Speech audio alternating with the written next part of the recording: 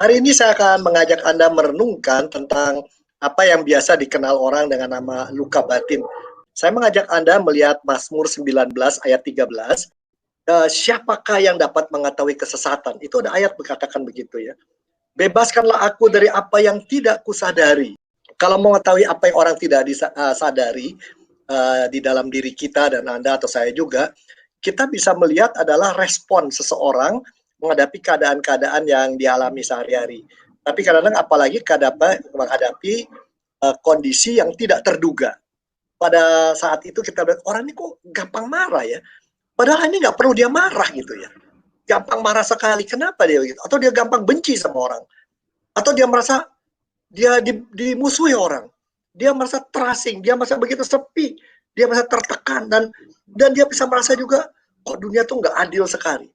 Padahal apa yang dialami buat kita sih biasa-biasa aja. Kenapa dia mesti marah kayak begitu ya. Nah ini yang seperti itu mungkin dari respon orang itu kita lihat jangan-jangan dia tidak sadar melakukan itu. Ketika kita masih menjadi anak kecil, 8 tahun pertama dalam hidup kita atau 7 tahun pertama hidup kita punya kebutuhan yang sangat mendalam sebagai manusia. Butuh diterima, butuh disayang, butuh dihargai, butuh didengar. Nah, saudara-saudara, seorang anak boleh dapat makanan enak, dapat perhatian, tapi kalau tidak diterima, disayang, atau dihargai, seringkali dia bisa terluka. Apalagi orang hanya memperlakukan dia seakan-akan benda dan menuntut saja, dia bisa terluka. Atau dia tidak pernah dihargai, tidak pernah didengar. Mau ngomong sedikit, orang tuanya, diam kau. Atau kakak-kakak, kamu yang paling kecil, duduk ya. Itu bisa mengalami luka yang cukup luar biasa. Dan ketika seorang terluka, apalagi dilecehkan, dibenci, dibuat mengalami sesuatu yang aib, luka itu bukan hanya luka emosi, bukan batin yang terluka saja. Dia akan merasa pertama-tama, aku tidak berharga jadi manusia. Jadi sulit buat dia menerima bahwa Tuhan mengasihi dia, karena dia rasa orang aja yang kelihatan tidak mengasihi saya, orang tua saya, saudara saya, keluarga saya tidak menghargai saya, apalagi Tuhan yang nggak kelihatan. Jadi buat dia mengasihi, dihargai, diterima itu abstrak, itu nggak nyata ada gitu. Jadi saudara, kalau orang terluka itu bukannya terluka oleh manusia lain, dari hubungannya dengan manusia lain dia terluka, gambar diri dia luka, aku tidak berharga, mati aja deh. Nah, seringkali setelah orang dapat penebusan dari Kristus, hidup di dalam hidup baru, kalau ini tidak disadari, itu tetap ada dan itu mewarnai perilaku dia, mewarnai kata-kata dia, mempengaruhi cara dia ngambil keputusan, ngatur duitnya, cara dia pacaran.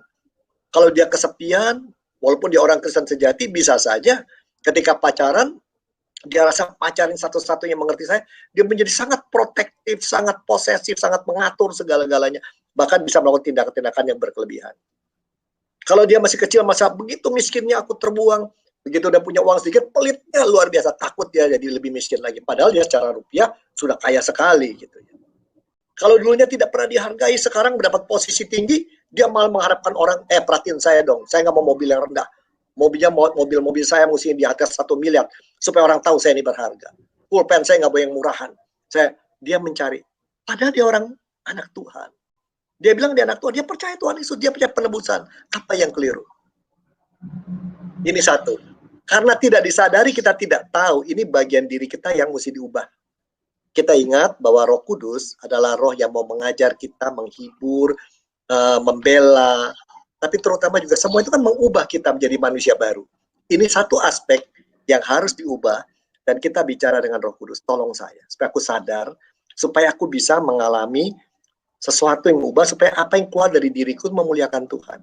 Bukan hanya merupakan cerminan luka yang belum selesai, yang mengontrol hidup. Itulah dikatakan di dalam Mazmur itu, bebaskanlah aku dari apa yang tidak kusadari. Kata tadi, bebaskanlah aku. Yang bisa membebaskan bukan diri sendiri, tapi Tuhan. Karena relasi kita dengan Tuhan dirusak oleh luka itu. Kita masa Tuhan itu. Kita perlu dipulihkan. Itu hanya Tuhan bisa memberikan. Jadi luka batin itu sebenarnya istilah itu nggak begitu tepat ya. Yang terluka memang secara emosi kita, tapi juga luka itu bisa merusak gambar diri kita, bisa juga roh kita.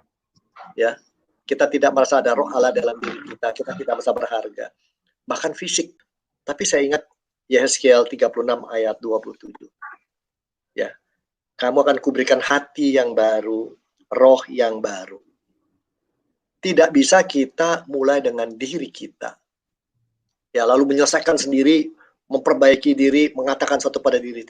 Saudara-saudara, kita akan mulai satu, bebaskanlah aku. Jadi kita katakan, Tuhan, saya mau mengakui. Untuk bisa bebas dari luka itu, pertama kita mengatakan, Tuhan, aku mengakui, aku terikat oleh apa yang aku tidak sadari. Aku akui ini. Mengakui dengan rendah hati di depan Tuhan. Dan manusia lain kadang-kadang. Tidak mudah loh. Mengakui depan manusia lain bahwa saya pernah punya luka. Dan mungkin parutnya masih ada. Saya terluka berat. Dan itu masih mempengaruhi saya. Tidak mudah. Yang kedua, bukan hanya itu. Bebaskanlah berarti juga, Tuhan, aku tidak mampu membereskan ini sendiri. Aku butuh Engkau. Mungkin aku butuh sahabat juga ya Tuhan. Aku butuh juga teman dekat, pasangan hidup. Aku butuh. Tidak bisa selesaikan sendiri. Yang ketiga, memang ya, bebaskan aku dari kesesatan. Pengakuan juga bahwa kalau ini tidak dibebaskan, apapun motivasi kita, ya, apa yang tidak sadar itu bisa membelokkan hasil karya kita menjadi sesuatu yang hanya memuliakan kita. Dan itu bukan maksud Tuhan. Saudara, bisa saja makin lama berjalan dengan Tuhan, makin kita sadari luka-luka yang sebelumnya kita tidak lihat. Makin berjalan lama, makin kita sadari kelemahan kita, dan semakin kita berani meminta kepada Dia lebih baik. Dan ini harus diakui depan Tuhan, karena itu perlu kita duduk diam di depan Tuhan, ya, memeriksa perjalanan kita. Mengakui kalau kita terluka.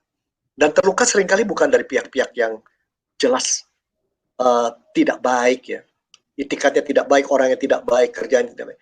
Seringkali luka itu yang paling berat terjadi karena kata-kata, sikap, perbuatan orang yang paling dekat dengan kita. Bahkan dari kalangan anak-anak Tuhan. Dan ini kita makin penasaran, anak Tuhan kok begitu ya. Nah, kita jadi pahit hati. Kita butuh Tuhan.